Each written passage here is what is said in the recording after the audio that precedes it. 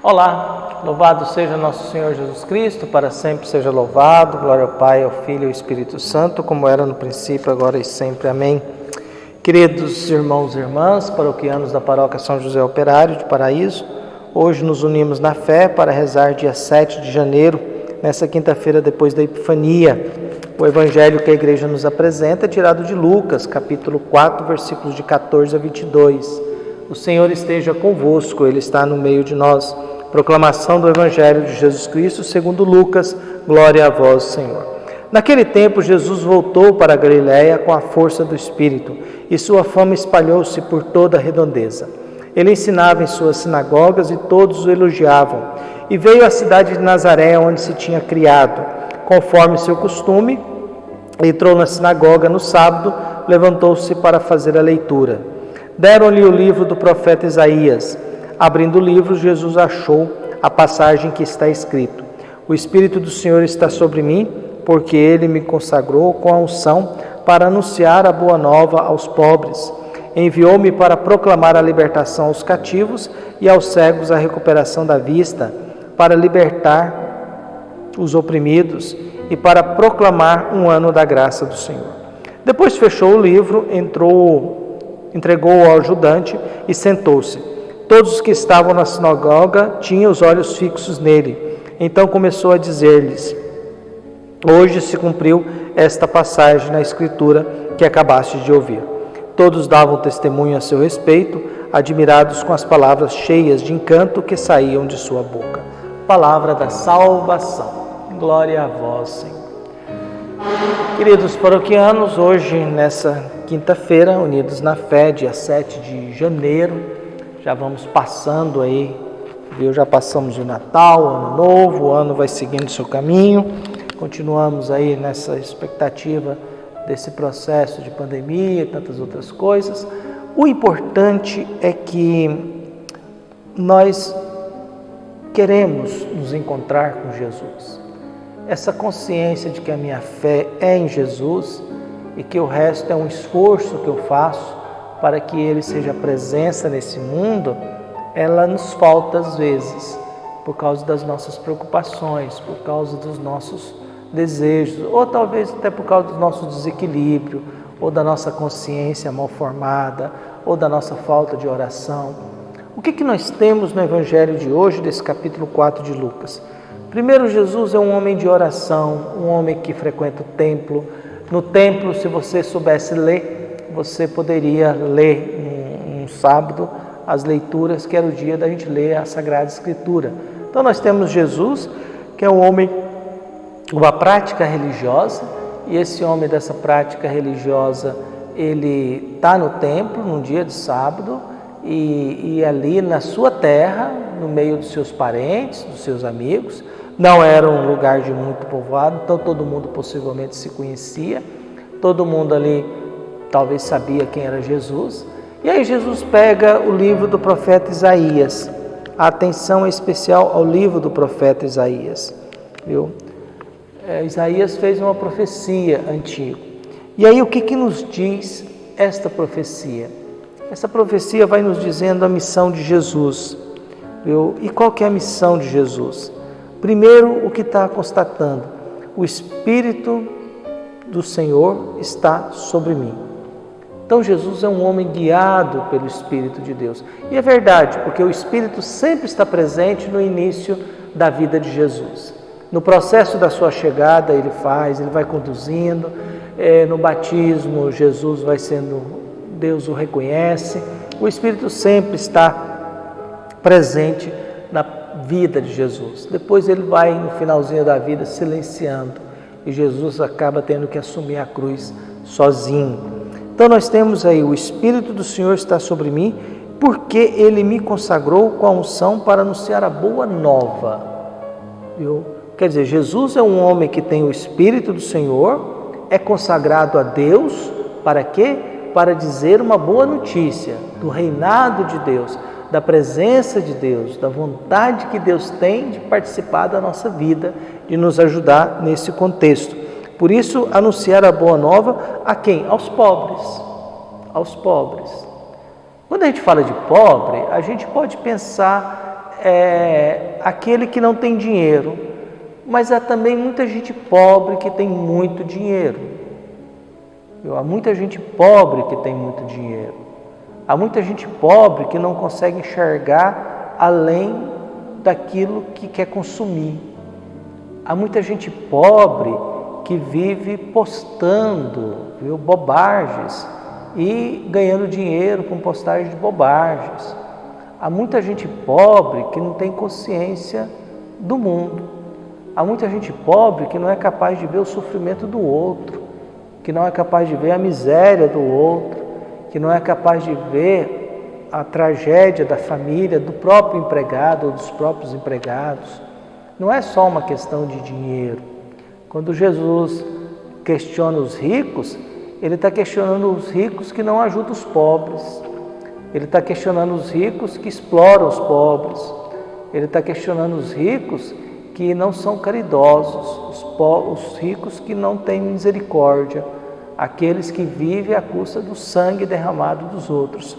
Então, Jesus é aquele que, guiado pelo Espírito, está consagrado e anuncia o reinado de Deus, uma boa notícia, a esses pobres.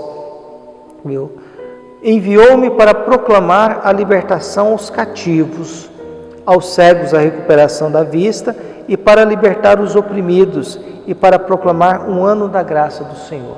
São 3 situações de referência. Primeiro, proclamar a libertação. Ele está falando de gente sem liberdade, de gente escravizada, de gente que depende do outro, desses que não têm libertação. Está propondo uma libertação para esse tipo de gente que não tem liberdade. Viu? Depois, devolver a capacidade de enxergar, e os cegos veem. Quer dizer, Jesus é alguém que não quer ninguém nas trevas, quer que alguém, todo mundo possa enxergar uma luz, que todo mundo possa ter noção e ver algo, e ao ver algo possa ver o caminho que nos leva a Deus. Por isso, recuperar a vista e depois libertar os oprimidos. Nós estamos falando de gente oprimida, gente que sofre, gente que padece. Esse povo será libertado. E para proclamar o ano da graça do Senhor. Era costume, em 50 anos, promover esse ano da graça. O que era esse ano da graça? 50 anos, se você devia alguma coisa, você não precisaria mais pagar. Se você tinha perdido alguma coisa, alguma dívida, isso deveria retornar para você. Então, o ano da graça do Senhor é um ano que a terra descansa. E a terra descansando era um ano também que se encerrava as dívidas. E se você tinha pegado algo que não te pertence por causa de uma dívida, você teria que devolver. Esse é o ano da graça que o povo celebrava de 50 anos. O que nós temos aqui? Jesus que está colocando isso. Nós vamos acertar nossas dívidas. Nós vamos zerar isso. Nós vamos acabar com isso. Nós não vamos mais... Ninguém está devendo para ninguém. Ninguém está devendo para ninguém. Ninguém vai aproveitar do fato de alguém estar devendo para si para explorar isso. Então, é esse o contexto. É isso que Jesus diz, porque isso é a identidade de Jesus. Isso é a missão de Jesus. O profeta Isaías nos coloca a identidade de Jesus, o que ele tem. E aí, nesse contexto, nessa realidade, nesse princípio, o que nós temos? Nós temos aí que Jesus encerra a leitura. E o interessante também é o seguinte, se você pega o texto original de Isaías, tem a palavra vingança. Jesus pula essa palavra. Não vai ter vingança aqui não. O texto original diz que Deus vai se vingar, mas Jesus, ao ler, ele suprime, ele elimina essa palavra do processo. Depois que Jesus encerra, devolve ao ajudante o livro, senta, e aí todo mundo está de olho nele. Afinal, o que ele vai fazer? O que ele vai dizer? O que ele vai realizar? Quais são as suas palavras agora? Qual é a sua explicação? E aí ele diz, hoje se cumpriu essa passagem que acabam de ouvir. Hoje se cumpriu. Talvez o que é interessante é a palavra hoje se cumpriu. A intenção do evangelista é dizer que o hoje é um dia que se estende para a eternidade. Hoje se cumpriu essa palavra. Ele fala a mesma coisa para o ladrão escravizado. Hoje mesmo você estarás comigo no paraíso. Ele fala também a mesma coisa para Zaqueu. hoje a salvação entrou nessa casa. Então nós temos essa palavrinha hoje, que quer dizer, isso vai se estendendo de geração em geração. Quando eu erro e peço perdão a Jesus, eu tenho a possibilidade de hoje estar no céu. Quando eu acolho Jesus na minha casa e tomo certas decisões de não explorar mais ninguém, eu tenho a possibilidade de escutar hoje a salvação entrou nessa casa. E Jesus hoje usa a palavra hoje. Hoje isso se concretizou. Hoje se realizou isso. Por isso, Jesus é esse homem consciente da sua missão, da sua obrigação e também, ao mesmo tempo, nos oferece essa possibilidade de estender esse hoje eternamente. Esse hoje não é amanhã, não é ontem, viu? Não foi ontem, é hoje. É hoje que se cumpre essa passagem. É hoje que o Espírito Santo pode estar na nossa vida. É hoje que eu tenho que libertar alguém. É hoje que eu vou devolver a luz para quem está cego. É hoje que eu vou fazer o bem. É hoje que eu vou dizer para minha família que ela é importante. É hoje que eu vou participar de uma celebração eucarística. É hoje que eu vou ligar para alguém que faz tempo que eu não ligo, perguntando se está bem essa pessoa. É hoje, é hoje. Por isso a minha prece hoje é que nós possamos escutar Jesus com a sua missão, com a sua identidade e também ao mesmo tempo que a gente possa dar o nosso testemunho. Jesus é um homem religioso, que tem uma prática religiosa. Hoje ele vai apresentando a sua missão para os seus. É claro que será rejeitado por essa situação, pelos seus parentes, mas é um homem de coragem. É um homem que tem consciência, nada de opressão, nada de estar nas trevas, nada de viver escravizado, nada de viver sem liberdade nesse mundo.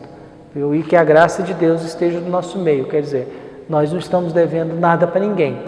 E aquilo que a gente perdeu terá que ser devolvido. E aquilo que eu não consegui pagar, a pessoa não vai me cobrar mais. Esse é o ano da graça. O ano da graça quer dizer o ano que eu não estou devendo nada para ninguém e ninguém também está devendo. O problema é que a gente vive devendo, né? Os filhos acham que os pais devem para eles, os pais acham que os filhos devem para eles, a gente acha que Deus deve para nós e pensa que nós devemos para Deus. A gente vive sempre devendo. Dentro da nossa família a gente sempre está achando que está devendo alguma coisa. Eu faço alguma coisa, eu acho que eu estou devendo para a igreja, estou devendo para alguém. A gente sempre vive nessa mentalidade da dívida.